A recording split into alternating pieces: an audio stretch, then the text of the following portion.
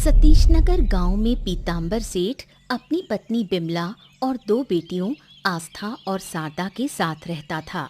उनका परिवार एक खुशहाल मध्यम वर्गीय परिवार था। पीतांबर की एक छोटी सी किराने की दुकान थी जिससे घर का खर्च चलता था, लेकिन हाल ही में गांव के कुछ गुंडों की वसूली के कारण वो बहुत चिंतित थे। इतने परेशान क्यों लग रहे हो? दोपहर में घर पर खाना खाने भी नहीं आए। सब ठीक तो है? हाँ, क्या कहूँ, जब मन में शांति न हो तो भूख भी मर जाती है। आजकल कुछ चिंता में डूबा हुआ हूँ। क्या हुआ? किस बात की चिंता कर रहे हो? बात यह है कि गांव में पिछले कुछ दिनों से वसूली करने वालों की संख्या बढ़ रही है। अगर चंदा देने से मना करो तो हाथ उठा लेते हैं। अब मजबूरी में फिर देना पड़ता है, क्या करें? तो तुम सब दुकानदार मिलकर पुलिस में शिकायत क्यों नहीं करते? अरे आजकल पैसे से सब बिक जाते हैं, सब पैसे के लालची हैं। वो चालाक गुंडे पुलिस को भी खरीद चुके हैं। ये कैसा नया संकट आ गया?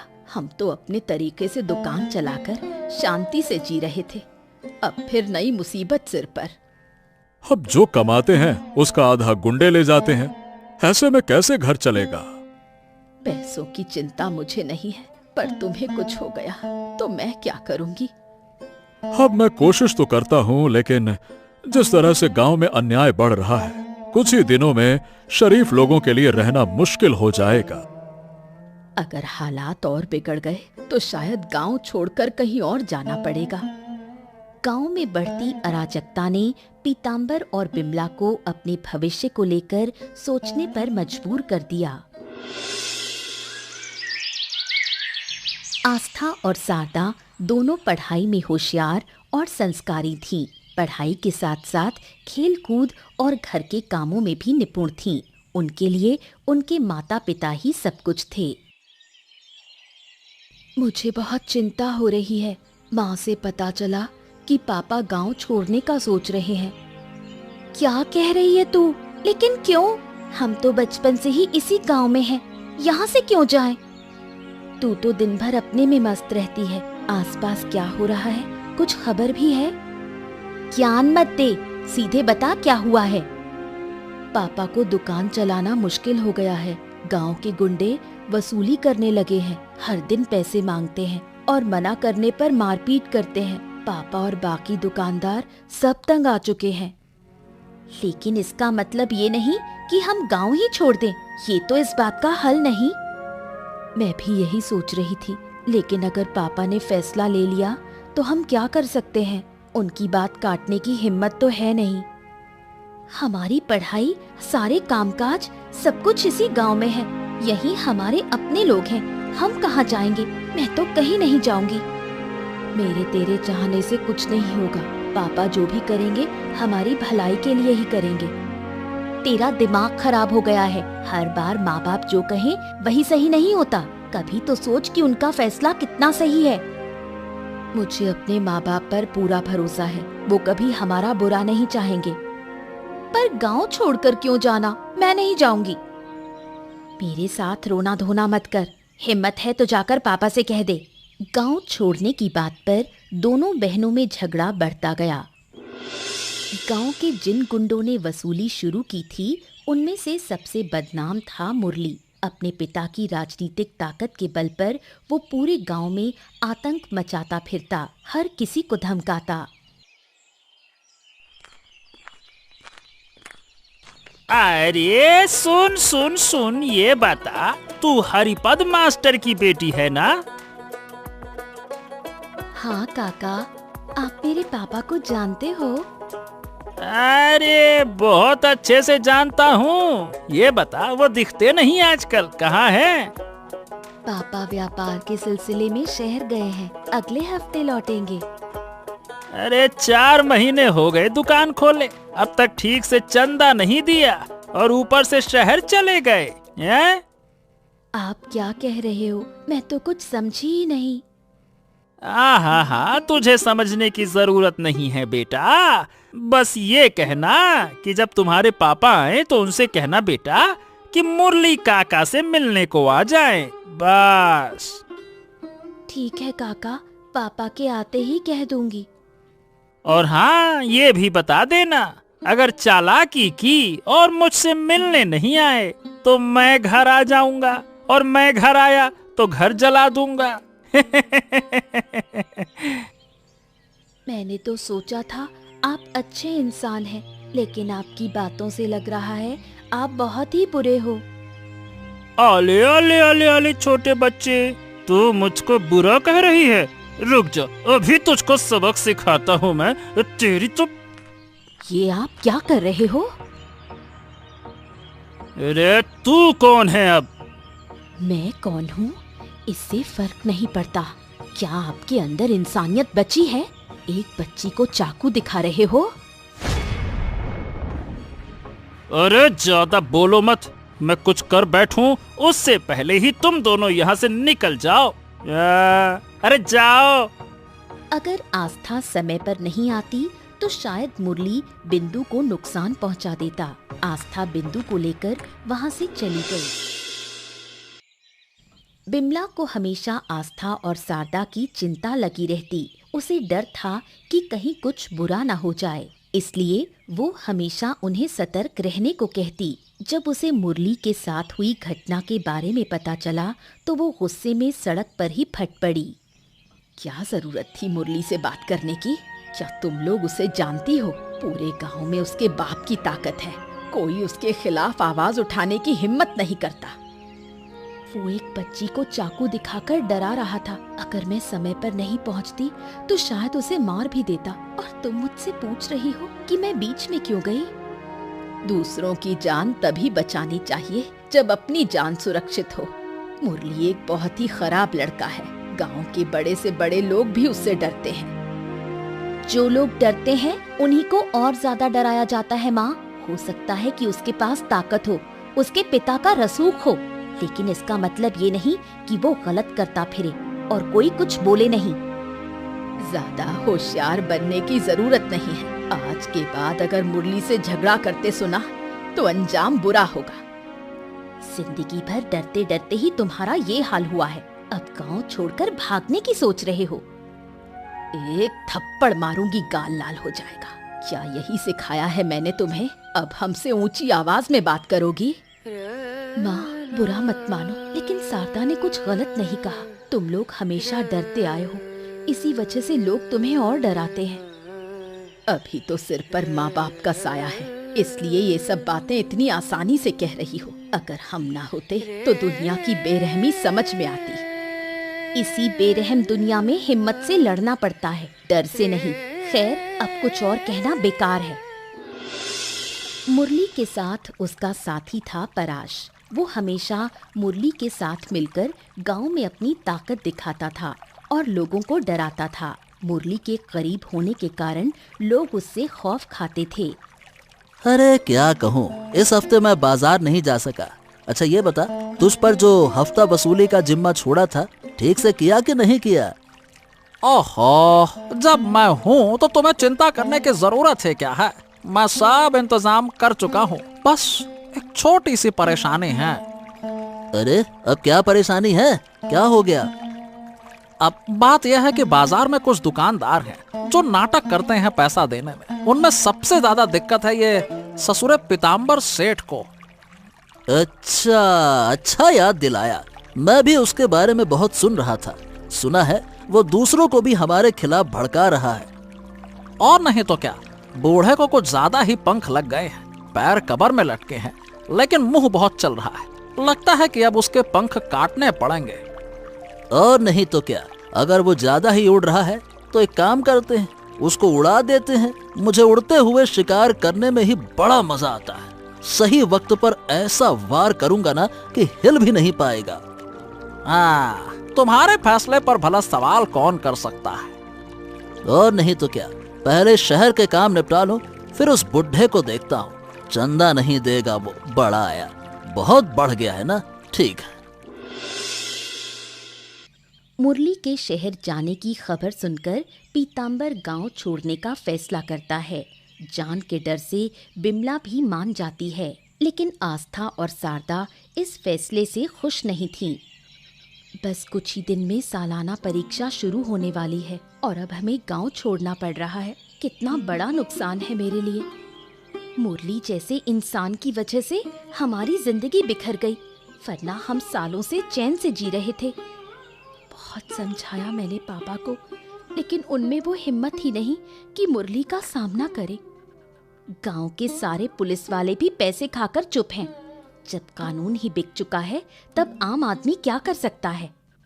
इस गांव की मिट्टी, इसके रास्ते मैं इन्हें कभी भूल नहीं पाऊंगी। क्या पता अब की बार जो जाएं, फिर कभी लौटना हो या ना हो। नहीं जानती कहाँ जाएंगे, क्या होगा। पहचान भी शायद खो जाएगी। बहुत डर लग रहा है। सबसे बड़ी चिंता है, अगर हमारी पढ़ाई बंद कर दी गई तो फिर हमारा क्या होगा। उम्मीद है पापा ऐसा नहीं करेंगे। हम जहाँ भी रहें, पढ़ाई जरूर चालू रहेगी। कम से कम इसी भरोसे से दिल को संभाले हुए हूँ। हो सकता है आज रात या कल कभी भी भागना पड़े। जिंदगी में कितनी उथल पुथल मच गई है।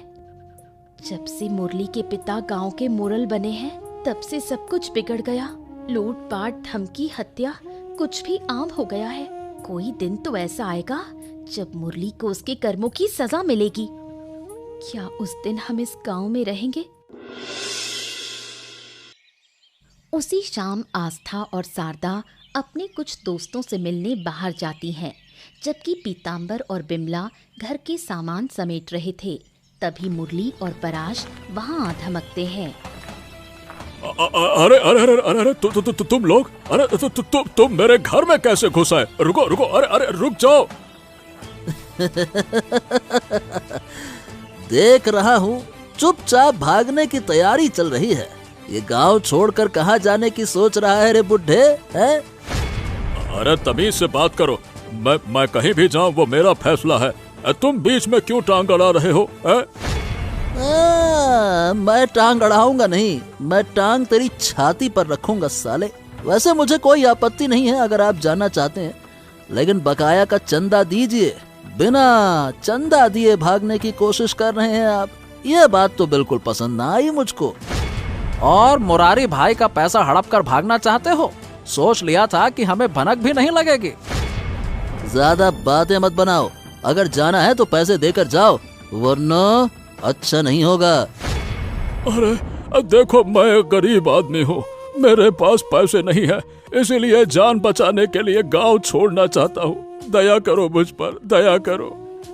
ये गरीबी की कहानी ना तू किसी और को सुना बुड्ढे। ठीक ठाक कमाता है, व्यापार अच्छा चल रहा है, तो पैसे देने में क्यों तेरी जान जा रही है? चल निकाल। तुम्हारे माँ बाप ने तुम्हें कुछ नहीं सिखाया। हम बड़ों के जैसे विनती कर रहे हैं और तुम बेशर्मी से पैसे मांग रहे हो। मुरली का गुस्सा चरम पर पहुंच जाता है। क्रोध में आकर वो चाकू निकालता है और बिमला और पीतांबर दोनों की हत्या कर देता है। फिर लाशों को वहीं छोड़कर भाग जाता है।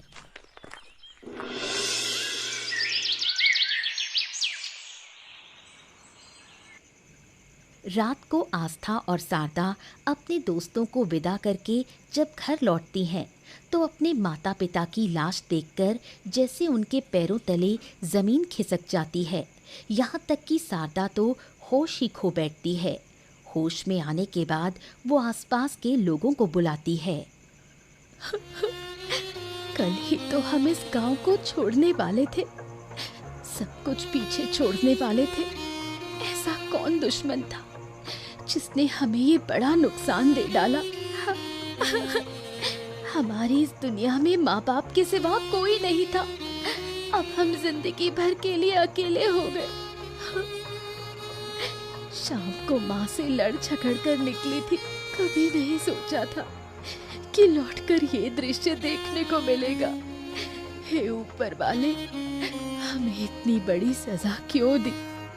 क्यों हमें तबाह कर दिया?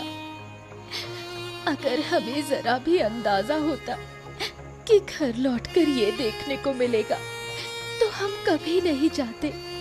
हम माँ बाप को बचा नहीं पाए। माफ कर देना हमें।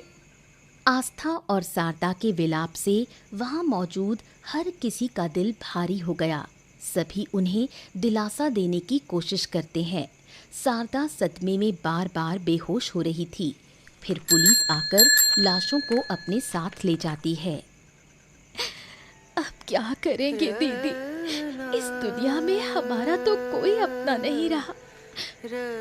हम माँ बाप को नहीं बचा पाए, लेकिन उनके कातिलों को ढूंढ निकालना हमारी जिम्मेदारी है। हम खुद ही खोजेंगे कि ये जघन्य काम किसने किया।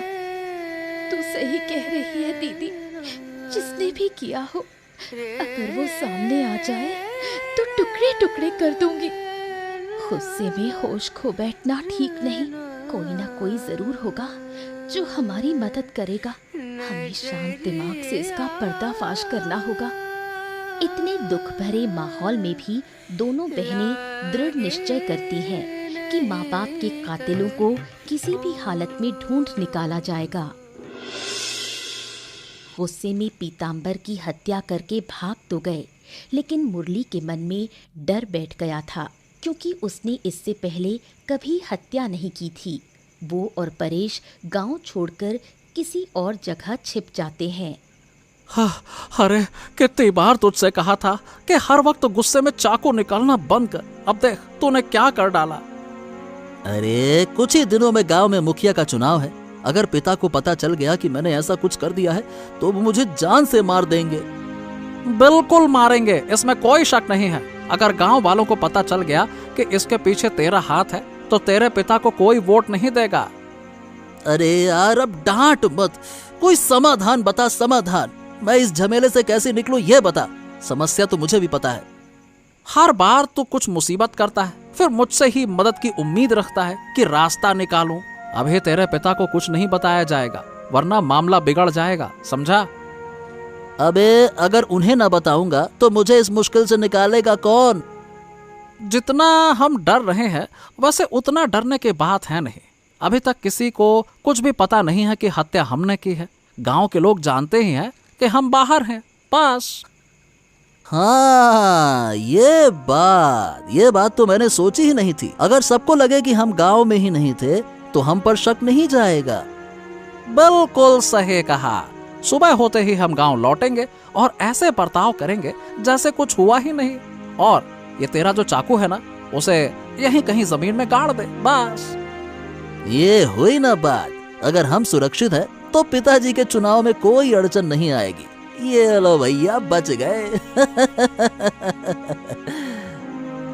खुद को निर्दोष साबित करने और सब कुछ छुपाने के लिए वो हर तरह की तैयारी करने लगे।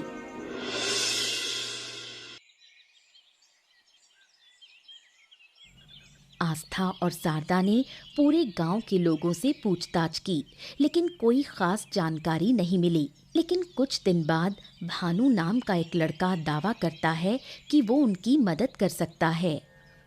भानु, तुम्हें डरने की कोई ज़रूरत नहीं। हमारे लिए हमारे माँ बाप के हत्यारों को ढूंढ निकालना सबसे ज़रूरी है। जो कुछ भी तुमने देखा या जानते हो, हमें निडर होकर बताओ।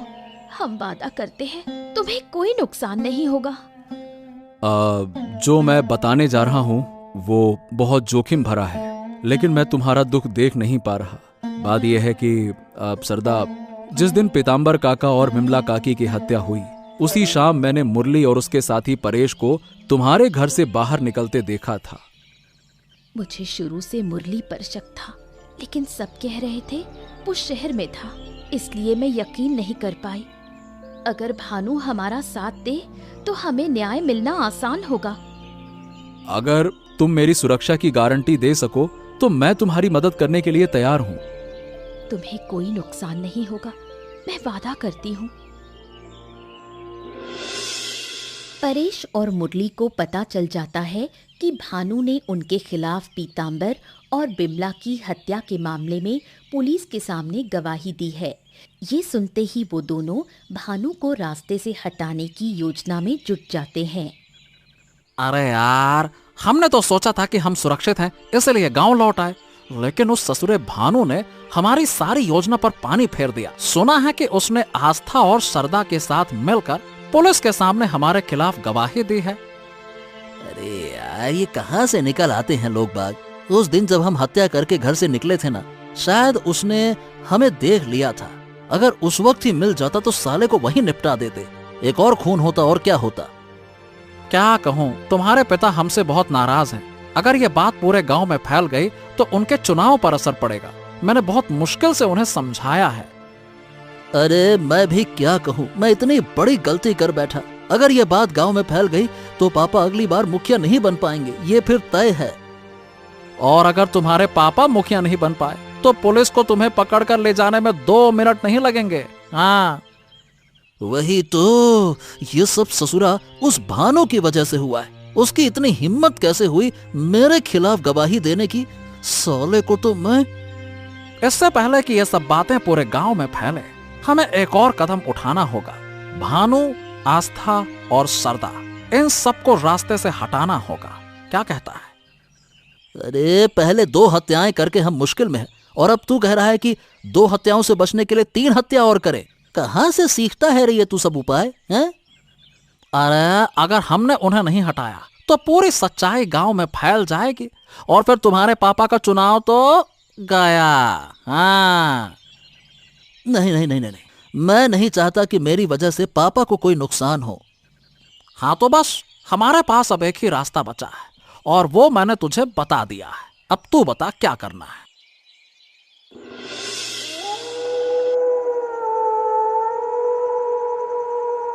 भानु सो रहा था, लेकिन उनके आने की आहट से वो जाग उठा। सामने उन्हें देखकर उनके पैरों तले जमीन खिसक गई।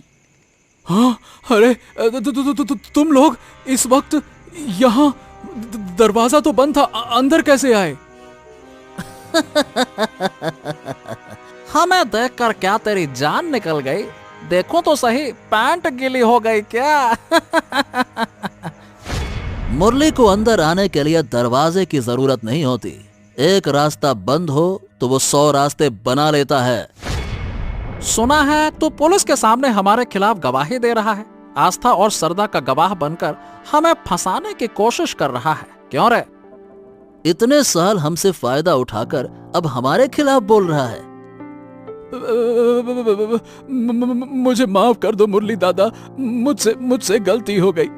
मैं कसम खाता हूँ अब आस्था और सरदा का साथ नहीं दूंगा। कसम से बोल रहा हूँ, मैं पुलिस से जाकर कह दूंगा मैंने जो बोला वो सब झूठ था। मैंने आस्था और सरदा के बहकावे में बोला। सही में मुझे माफ कर दो, माफ कर दो। सिट्टे पट्टे टाइट हो गए ना तेरे। अब इन बातों का कोई फायदा नहीं, जो होना था हो चुका। अब तुझे अपने कर्मों का फल भोगने का समय आ गया है। मरने से पहले कोई आखिरी इच्छा हो तो बता दे। मैं वादा करता हूँ मैं गांव छोड़ दूंगा, कभी वापस नहीं लौटूंगा। प्लीज मुझे छोड़ दो, मुझे छोड़ दो। बहुत हो गया, परेश पकड़ इसको। पुलिस के कुछ सिपाही समय पर वहां पहुंच जाते हैं और मुरली और परेश को रंगे हाथों पकड़ लेते हैं। आस्था और शारदा को न्याय मिला। वो अपने भविष्य को लेकर चिंतित थीं। तभी आस्था का मौसेरा भाई प्रणव उनसे मिलने आता है।